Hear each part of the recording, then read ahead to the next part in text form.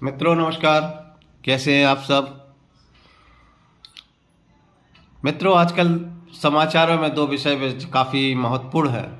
एक है राहुल का कैम्ब्रिज में भाषण, विदेश की धरती पर भारत की बुराई करना, और दूसरा है ईडी और सीबीआई का जिस तरह से रेड डाली जा रही है।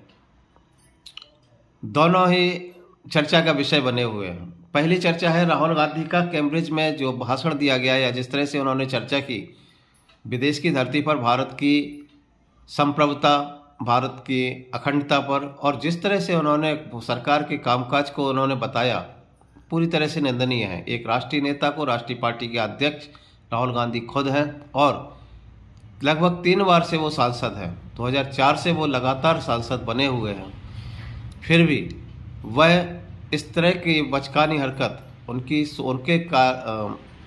व्यक्तित्व के लिए शोभा नहीं देती है। उनके सलाहकारों को चाहिए कि उनको सही सलाह दें। आवश्यक है, उन्होंने जिस तरह से कैम्ब्रिज में भारत के लिए कहा कि भारत की सभी संस्थाएं भारत सरकार कब्जा करती जा रही, बोलने नहीं दिया जाता। जीएसटी पर भी उन्होंने कहा और नोटबंदी पर सरकार का सुप्रीम कोर्ट का जजमेंट आ चुका है। जीएसटी के बारे में, चूँकि मैं खुद अर्थशास्त्र का छात्र हूँ या अर्थशास्त्र के विषय में जानकारी रखता हूँ, तो जीएसटी में जो कलेक्शन या टैक्सेशन जो होता था जीएसटी को लागू करने के पहले, वो साल भर में ज़्यादा से ज़्यादा 70,000 करोड़ रुपए के आसपास का कलेक्शन हुआ करता था। अन्य सोर्सेस से सरकार को अपना टैक्सेशन निकालना पड़ता था या रेवेन्यू जनरेट करना पड़ता था। लेकिन जीएसटी का एक स्थल पर आना भारत की इकोनॉमी में बहुत बड़ा सहयोग है। आज 1.5 लाख करोड़ रुपए से ऊपर का प्रति माह है कलेक्शंस अगर आ रहा है तो जीएसटी की देन है। यद्यपि इसमें पेट्रोल और डीजल इंक्लूड नहीं है। तो जीएसटी जिस तरह से बढ़ रहा है, वो भारत की इकोनॉमी जिस तरह से हम देख रहे हैं, भारत की अर्थव्यवस्था जहाँ पहुँच रही है, उसके में जीएसटी का बहुत बड़ा योगदान है। राहुल गांधी को कुछ अध्ययन करना चाहिए, फिर विश्लेषण करना चाहिए।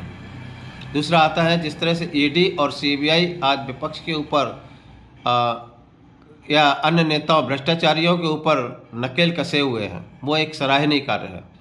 विपक्ष के नेता ये कहते हैं कि सरकार केवल उनके ऊपर काम कर रही है, बीजेपी के नेताओं के ऊपर नहीं। तो आप क्या कर रहे हो? आपके पास भी सरकारें हैं। आप चाहे तो जितने भी प्रोजेक्ट सरकार के चल रहे हैं, चाहे रक्षा के क्षेत्र में हो, चाहे सड़क व्यवस्था हो, रेल व्यवस्था हो, या अन्य जो प्रोजेक्ट चल रहे हैं, आज लगभग 6 लाख करोड़ रुपए से ऊपर के मंथली प्रोजेक्ट नए बनाए जा रहे हैं। तो आपको लगता है कि यहाँ भ्रष्टाचार हो रहा है, तो आप उसकी जानकारी इकट्ठी करिएगा, संसद में रखिएगा, न्यायपालिका में से लेकर के उसकी जांच करवाइएगा। लेकिन आपको यह नहीं करना है। आप जानते हैं कि भ्रष्टाचार इन क्षेत्रों में नहीं हो रहा। रक्षा के क्षेत्रों में जिस तरह से पिछले 8 सालों में, 9 सालों में सरकार ने जो काम किया है, वह सराहनीय है। आपके क्षेत्र में, रक्षा के क्षेत्र में, जब कोई फाइल पास होती थी तो उसको 2 से 3 साल लग जाते थे। लेकिन वर्तमान में कोई भी फाइल या कोई भी प्रोजेक्ट तैयार होता है तो उसको देर नहीं लगती। और जिस तरह से सेना मजबूत हो रही है, वो भारत के लिए बहुत आवश्यक है, अच्छा है। ईडी और सीबीआई के ऊपर जिस तरह से आम आदमी पार्टी, जो कि एक आंदोलन से उठी हुई पार्टी थी, जो कहती थी हम भ्रष्टाचार नहीं करेंगे, और भ्रष्टाचार पर अगर नाम भी आ जाता है तो अपने नेताओं को तुरंत निकाल देंगे, रिजाइन ले लेंगे। लेकिन ऐसा आज तक नहीं हुआ। उनके नेता जेल में भी रहे, तब भी मंत्री रहे हैं। उनको सोचना चाहिए, अपनी इमेज को सुधारें। और अगर बीजेपी के नेता या बीजेपी की सरकारें कहीं भी भ्रष्टाचार कर रही हैं तो उसको आप उजागर करिएगा।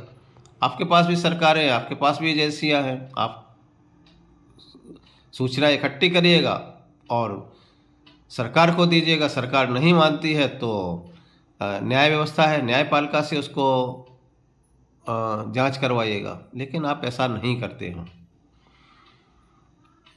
हम सबको सोचने की आवश्यकता है कि क्या ईडी और सीबीआई पर जिस तरह से आरोप आम आदमी पार्टी या विपक्ष के नेता लगा रहे हैं, एजेंसियों को कमज़ोर करने की जो विपक्ष की चाल है, उस पर वो कहाँ तक उचित है? आवश्यक है कि हम लोग इस पर सोचें और अपने विचार रखें। हमारा ये वीडियो आपको अगर अच्छा लगता है तो हमारे चैनल को सब्सक्राइब करें, लाइक करें और शेयर भी करें, ताकि हमारा चैनल आगे बढ़ सके और आपके लिए नित्य डेली नई नई सूचनाएं, नए नए विचार रख सके। धन्यवाद, नमस्कार।